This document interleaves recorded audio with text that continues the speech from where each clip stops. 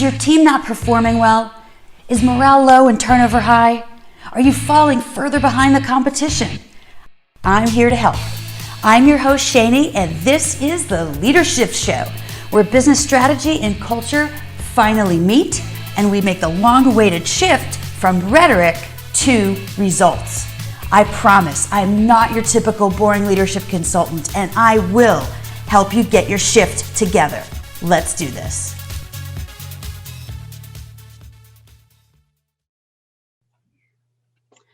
Welcome, LeaderShifters, to another episode of the LeaderShifters Show with yours truly, Shani. Today's guest is someone I've been wanting to have on the podcast for years now, folks. It's Beverly Bev Kaye, who is a prolific author in the leadership space. In fact, I saw her speak at a Chief Learning Officer conference 9 years ago in 2012 about the book that was popular at the time and still is, Help Them Grow or Watch Them Go. And that is a principle that I stand very firmly behind and talk to clients about all the time. Among her other popular books that has just been re-released in the 6th edition is Love 'Em or Lose 'Em, Getting Good People to Stay. And this is a staple, folks. If you don't have this book, get it and get the 6th edition because it has been updated to reflect our new world of virtual and hybrid working contexts and to be even more focused on DEI, inclusion, belonging. And so it is my absolute privilege to have Bev on the show today. Oh, and did I mention, she also received a Lifetime Achievement Award in 2018 by ATD, the Association for Talent Development. So, we've got a real pro with us today, folks. Bev, welcome to the show. Thank you. Thank you. Nice to be here. Great to have you. So tell us a little bit about how you got into this space in the first place, because you're a stalwart. And one of the things I've appreciated about your voice over the years, don't take this the wrong way, white guys, is that you're not a old white guy. You're a woman with a fresh voice and a bit of an irreverent perspective, and you don't use boring book titles. You use clever, catchy, memorable ones, and you've been doing that for years, since before it came popular by marketing gurus like Seth Godin to name things like purple cows, right? So tell us how you got there. Right. One, I have to give credit to my publisher for most of my books, except for 2 early ones. The publisher said, Beverly, the title should tell it all, not the subtitle, the title. So people look at the title and say, got it. And of course, I asked him, well, then why do we put anything into the pages in between? Let's just get a good title. But each of the titles, you're right. Love 'Em or Lose 'Em says it all. Help Them Grow or Watch Them Go. Another book is Up Is Not the Only Way. And another book is about stay interviews that prevent exit interviews. So I am on a thing with titles that tell it all. And I also have always been on a thing with give managers something doable. Yes. That I think managers now are busier than they have ever been. And they need a quick try this, try that. And my heart goes out to them because I think the pressure is more so. And the pressure is, beware diversity. Are you belonging? Are you doing all these things? And also getting the widget made that has to be made. So I really got into it in my beginning days, I was a college dean. No So I have a kidding. background in college administration, and I worked at colleges that I never could have gotten into. Love it. I worked in student affairs and housing, but I watched brilliant students think that if I'm an A student at an A school, there'll be an A line I stand in, and I'll have an A life.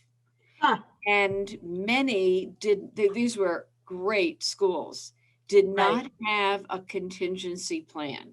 Oh, I was And gonna I say, I think, missed that memo. right. And I think I had that in my head when I finally had a chance to go to grad school. And I chose the world of career development to study.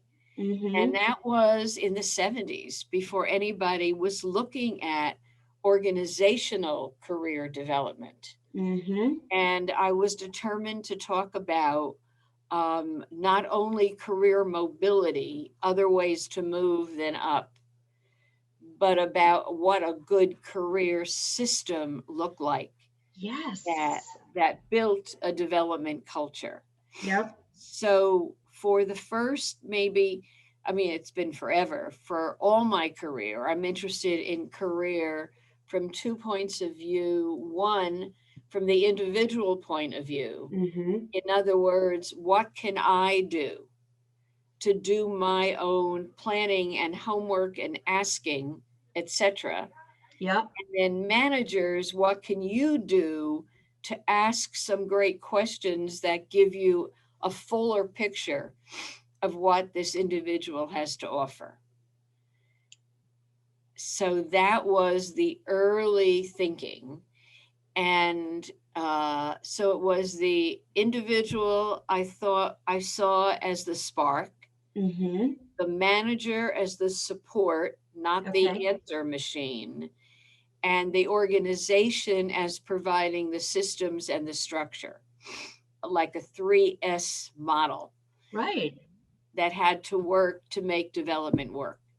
Absolutely. It does it because you can have all the ambition in the world and be self-starting. And if you don't have a manager and are working in an organization that supports it and gives you the tools you need to succeed, then it's only a one-legged stool. Right.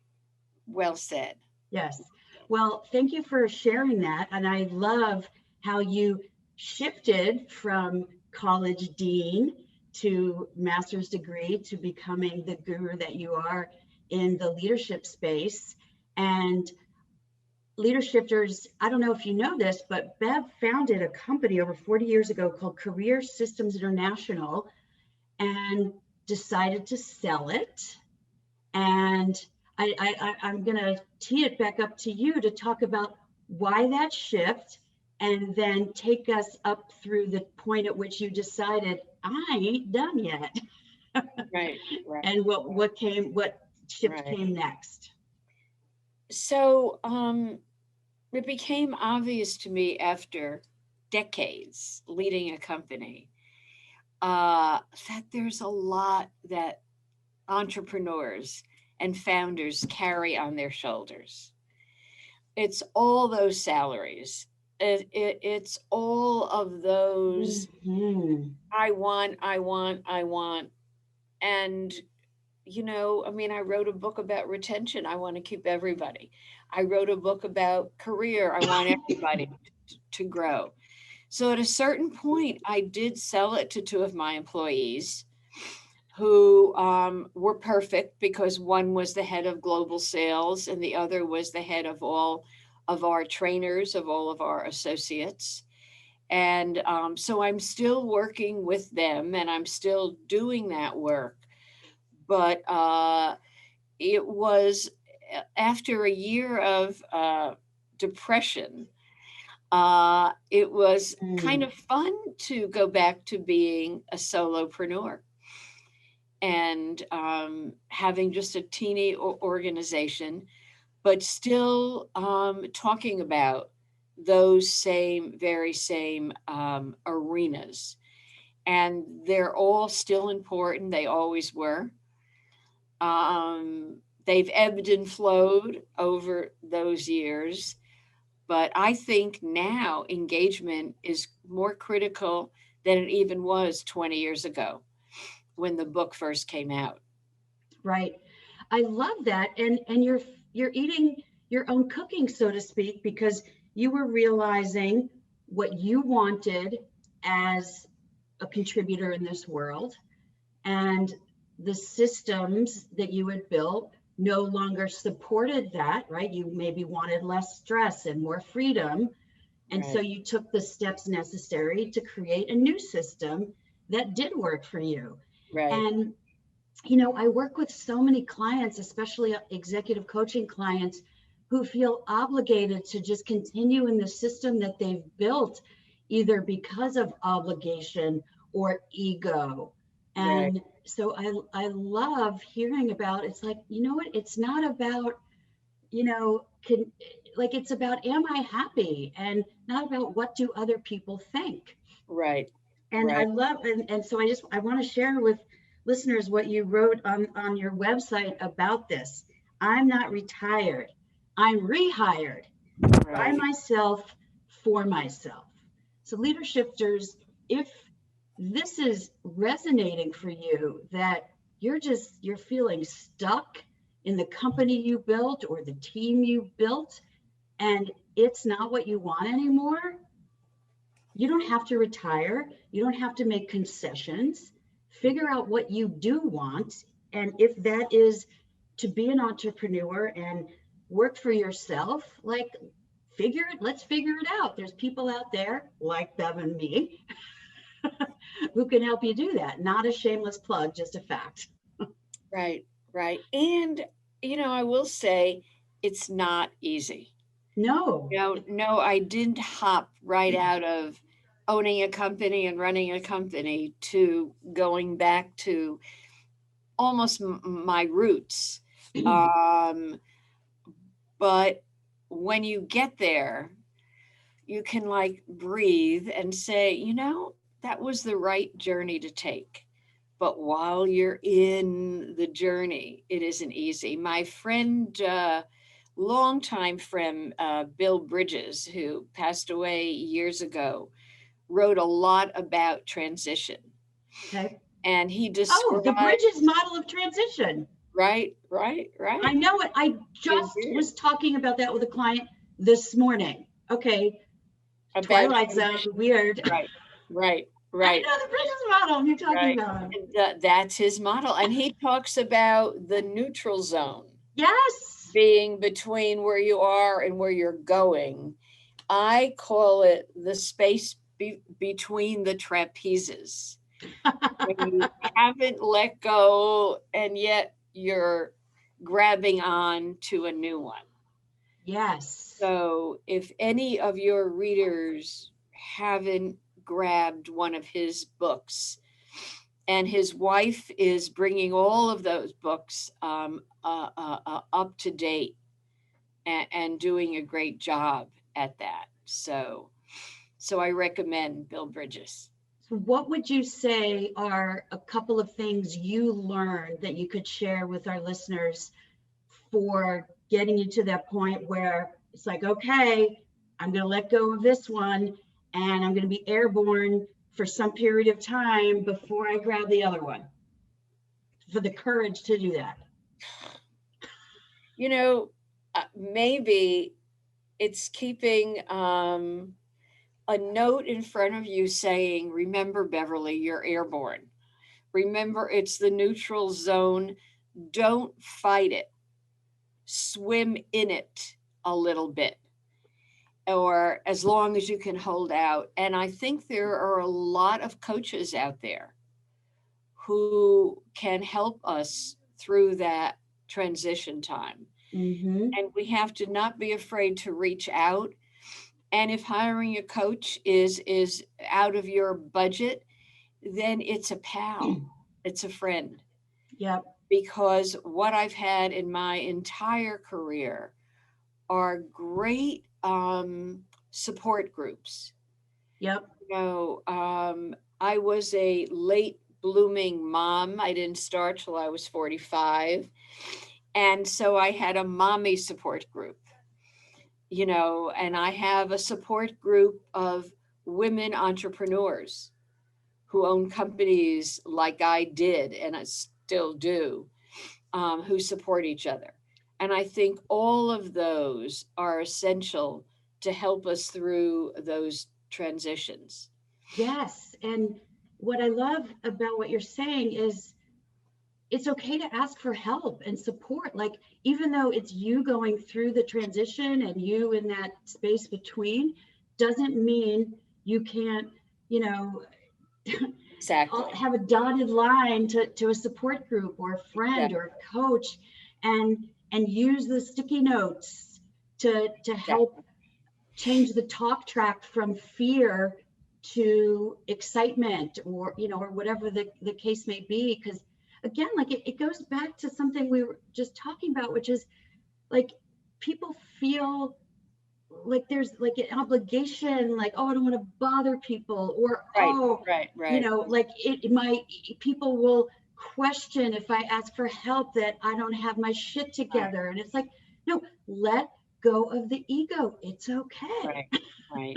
Right. And in fact, others will be touched that you, who looks like you have your shit together, are asking them for help. Mm-hmm. But it's hard, Yep. especially, I am known for being a career guru. How could I have been stuck, in my career? And I'll tell you, because it's a great story, and I'm sitting in my home office, how I got unstuck. Great.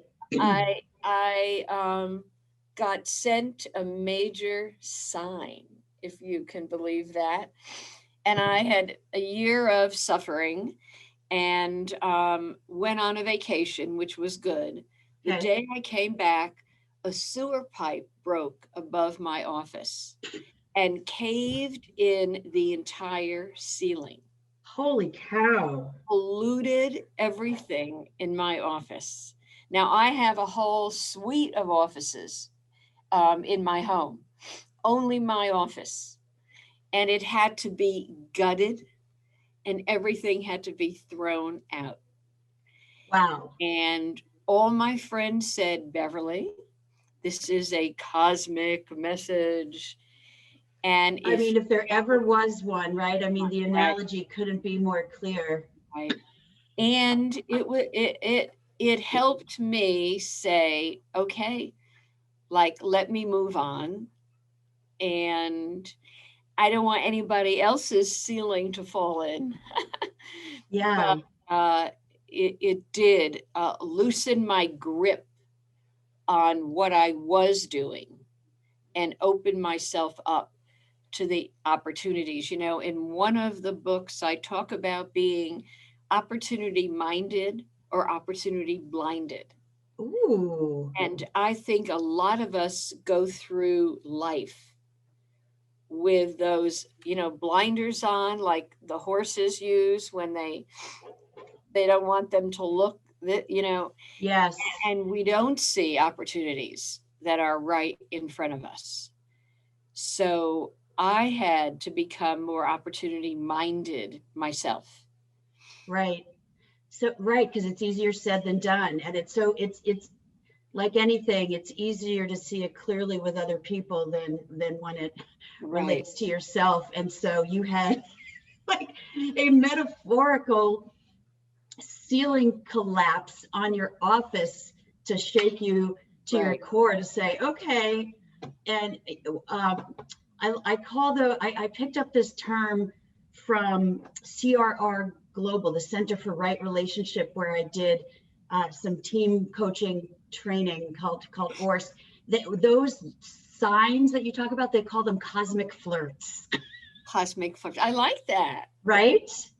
And I don't know if sewage leak is a flirt, but certainly the Right. picking up the messages, if we think about them as cosmic flirts, we're going to maybe pay a little bit more attention to them. And so again, folks who are listening, what signs are you missing? What things are so obviously in front of you that Right.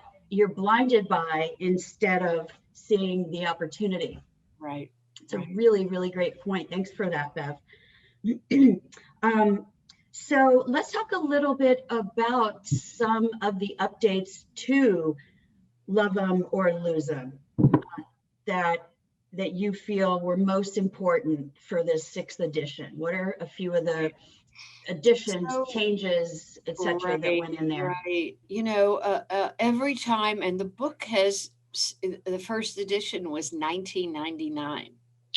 So think about the changes we've been through over those 20 years, and think about the surround sound that's around us now. Yep. That surround sound says remote, like it never said before. Mm-hmm. That surround sound says inclusion, Yep. belonging, like Yep. it never said before. And that surround sound says wellness, like it well-being, Yep. like it never said before. And I don't want to say that love 'em is an answer to everything or a Swiss Army knife of sorts, but what we tried to do there through rigorous research was to say, what are some things managers can do to engage, retain, include, support through remoteness, etc. Mm-hmm. And we took all of that data and we said, how can we make this an easy, quick to-do book for managers? Great. And when you say it's a Swiss Army knife, it really is, because it's structured A to Z. Right, right. And a Swiss Army knife does many things. Yeah. So in order to teach it, because we got 26 different practices for a busy Mm-hmm. manager, we divided those practices into 3 major, if you will, clusters Okay. of chapters. And one was development. And we said that an engagement focused manager, a talent focused manager, really knows that people have to grow if you're going to keep them. Mm-hmm. And 6 or 7 chapters fit there. And then we said a talent focused manager, a talent focused leader has to build relationships Mm-hmm. constantly so that people want to stay. And then in 6 or 7 chapters fit there. And then we say a talent focused leader also has to build a culture Yep. that people want to come to and live in. And Which is 6 part or of the 7 system. chapters, right, fit there, right. So that's how we were able to teach the course and deliver it around the country. And in the 6th edition, we're just pumping up how when you engage someone, my hunch is you do it by including them. You do it by showing them they belong, whether or not you use those words. Yep. Um, so maybe it is a Swiss Army knife in that you can open a can and you can stab something, whatever. Yep. Not a Um, can of whoop ass, a right, can of love. right, right, right. And that word love, when we said we wanted it in the title 20 years ago, you can imagine the publisher said, well, I don't know about that. I know, can only imagine. it's a Yes. business book, and we had to insist because love meant a myriad of notice and recognize and applaud and say hello to, etc. Yes. And Exactly. and the back of the book to this day says, admit it, you love them, even if you don't use that word. They Yep. are your critical talent. Yeah. It's a shame that English doesn't have more gradations of the word love, the way some of the romance languages do. Like Spanish, there's 3 or 4, maybe more ways to say love, and only one of them is like that pure romantic love and chemistry. And and so that's one of the challenges with using the word love in the American workplace, at least, is people go there and it's like, no, it's not about romantic love, it's about empathy and humanity and treating people like you want to be treated. And precisely. And you're reminding me that in the alphabet, the J is for jerk, and the subtitle is "Don't Be One." Yes, I love it. We have a whole section on jerk behaviors, and we knew we had to write that because when we looked at exit interviews, we followed people to the next company and we said, "Why did you really leave?" And they said, "My boss was a jerk and I couldn't take it anymore." And we said, "Well, how so?" And they gave us 55 jerkatudinal characteristics. Jerkatudinal. Oh my God, my favorite new word. Right. And what reminded me of the story was when I spoke in Athens, they gave me 18 words that stood for jerk in Greek. So there are nuances of love and of maybe the opposite, being a jerk. 18 words. Wow. Although I'm sure we could come up with 18 words in English as well if we really tried, and it wouldn't be that hard. That's pretty funny. Oh, I just lost my train of thought because I was laughing so hard about the 18 words. There was something you said about jerk. Oh, yes. Okay, now I know. So I make it a point to tell every one of my clients about stay interviews. And so I love that you were an early advocate of this, if not even coined the term. And, I liken it to this, like managers and leaders spend way too much time on the poor performers or the mediocre performers and not nearly enough time with the stars. And that's like a coach only coaching their like third string and ignoring their bench, and like they're coaching their bench or their third string and ignoring their starters, right? So we need to be having these stay interviews. And so I'm curious, from someone who's been talking about it for this many years, what are your favorite stay interview questions?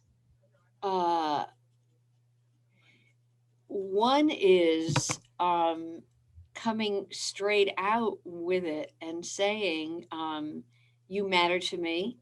I don't want to lose your talent. Tell me what's most important to you with this job." It's like, why do you stay? Nowadays, I know you have choices. And when we suggest that to managers, and yes, we did coin the term, we just never trademarked it. That was our mistake. But when we say that to managers, they say, "Well, what if I ask and they say dollars, or they say that promotion and I can't give it? Aren't I in worse trouble?" And we say, "No, you just tell the truth and say, I can't deliver on that. Not now. Right. Tell me what else really matters to you. And I'm determined to find some things that I can get my arms around." Yes. And don't be afraid to ask. And don't Absolutely. be afraid of what the answer is. Right. I love that. And of course, sure, money to a certain level motivates people, but so much research over the years has shown that there's, declining marginal utility of it after a certain amount, and that what really motivates people are a lot of intrinsic things too. And like, don't be afraid to tap into those. Right. Exactly. Yeah. Love it. Oh my God. Bev, this has been such a fun conversation for me. You're one of my heroes in this space. So I really, really appreciate your time. How can folks either find you, and or what's the best way to buy the book even if it's just Amazon. Right, right. Yeah, Amazon, bookstores, all of them. And my website is just bevkaye.com. And the books are there and we talk about them. And I am still doing major keynotes on the subject. I'm still doing easy conversations around the subject with an audience, and we still have wonderful training to offer of all kinds. Great. Thank you for taking the time. LeaderShifters, I hope you got as much out of this as I did, especially if you're looking, oh, excuse me, of course, I'm wrapping up and I start coughing. If you're looking to figure out how to retain those rock stars, from the person who coined the phrase, stay interviews. How can you talk to your people? How can you as a leader support them? How can you help shape the culture of your team and the organization so you have the right systems? And if you're one of those people who is feeling stuck, are you open-minded, or God dang it, or are you being opportunity blinded?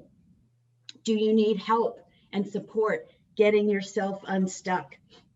And by all means, pick up the sixth edition of Love 'em or Lose 'em, the Swiss Army knife of engagement books. It was so amazing to have you on the show, Bev.